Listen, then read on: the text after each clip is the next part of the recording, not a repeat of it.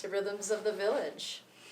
So this is part 2 of our syncopation tutorials. So just like we have syncopations where the usually unemphasized beat now becomes emphasized so that we have a backbeat, you can also create rhythms that emphasize the spaces in between beats. So you remember when we had eighth notes? Let's use this one. They look like this.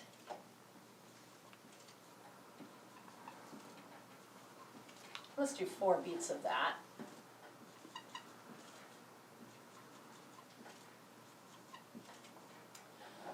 When you have eighth notes, you have 2 little note values that fit within one. You're splitting it, this one beat, into 2 equal halves. So when we write down the beats, we usually write the number on the first of the eighth notes and then an and on the second one.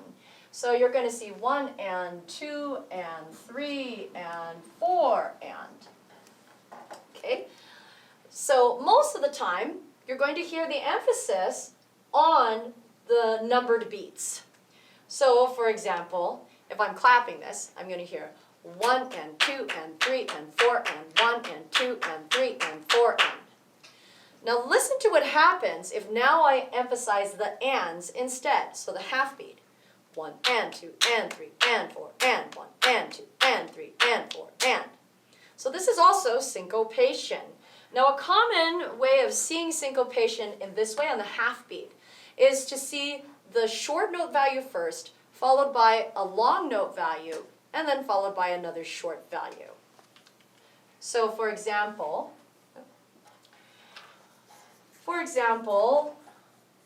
we might have this. There's an eighth note, followed by a quarter, followed by another 8. So if I were to write down the beats for this, and let's say that we're in, let's say we're in 2/4. So there are, in this case, 2 quarter note values for every measure. Then my counting is going to look like this. 1 and notice the quarter note is worth 2 eighth notes, right? So it lands on the and, it lands on the half beat, but it's worth another half a beat. So we're going to be holding it through the next number, the next main beat. And then the final eighth note is going to be on and. So the way that sounds is 1 and 2 and 1 and 2 and. Another way to say it is syncopa, syncopa, syncopa. Notice the word syncopation brings the word syncopa. So it'll be written like this. Syncopa.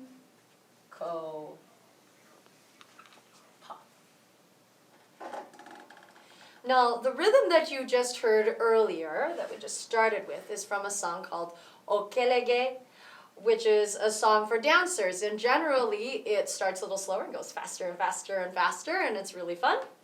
And this particular rhythm is actually in 3, and it's a 2-measure rhythm.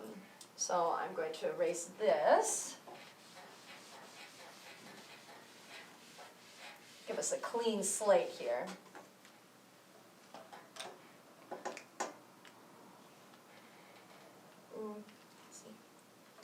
We'll write this in green. We're going to start with our drum clef and our time signature or meter. 3, 4.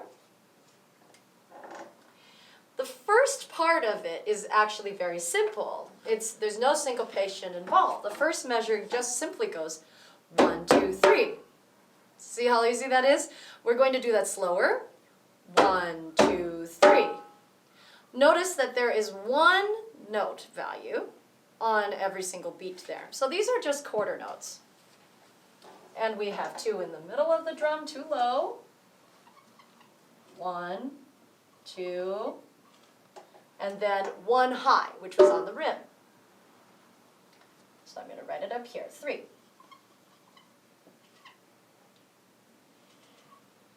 And here's your beats.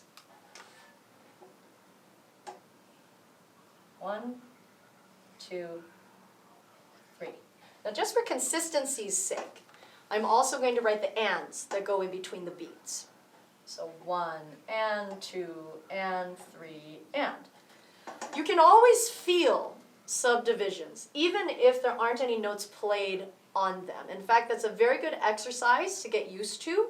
If you have a rhythm that has a 16th note subdivision in it somewhere, try counting the whole entire rhythm in 16th note subdivisions, and then clap or play your drum on top of those subdivisions where the beats are supposed to lie. We'll do an exercise like that in a future tutorial. Okay, so here's our beats for the next measure. We're still going to go 1, I should put that farther away from the bar line. Let's go 1 and 2 and 3 and. Okay. Yeah, it is a little bit faint. Okay, so in this particular case, you're going to hear the emphasis, the long note, on the and. So we heard 1, 2, 3, 1 and 2 and 3. Listen to that carefully. I'm just going to play the second measure. 1 and 2 and 3. Notice that we have a note on both ands after 2. So let's look at that more carefully. So we have 2 beats in the middle of the drum. They're going to be low. On 1 is just an 8th note. And on and, we're going to put a quarter note. And notice again that the quarter note covers both these note values of the and of 1 plus 2, just not the and of 2. It doesn't quite cover that. So on the and of 2, we get another 8th note. And this one we play on the rim, so it's higher. Now, like we had earlier in the prior syncopation tutorial, we also have a rest in this example, and it happens to be on beat 3. And that's a full quarter note rest. Okay, we'll put our repeat sign there to say repeat this rhythm again and again.